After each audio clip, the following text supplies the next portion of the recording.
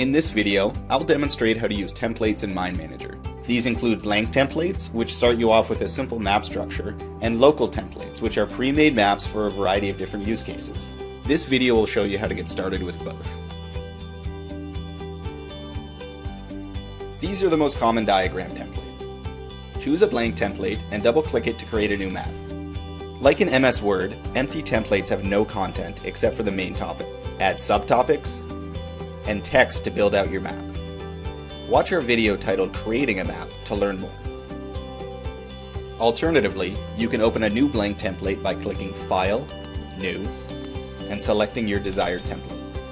Or by clicking Create a New Map in the Quick Add toolbar and selecting From Template.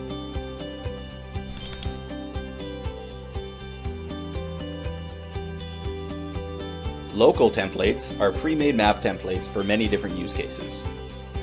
To get started, double-click on a use case to see different templates. Choose the one that matches your needs and double-click it to open a new map. Add, delete, reformat, or restructure topics to customize the template. Watch our video Using Templates Part 2 to learn how to work with custom templates.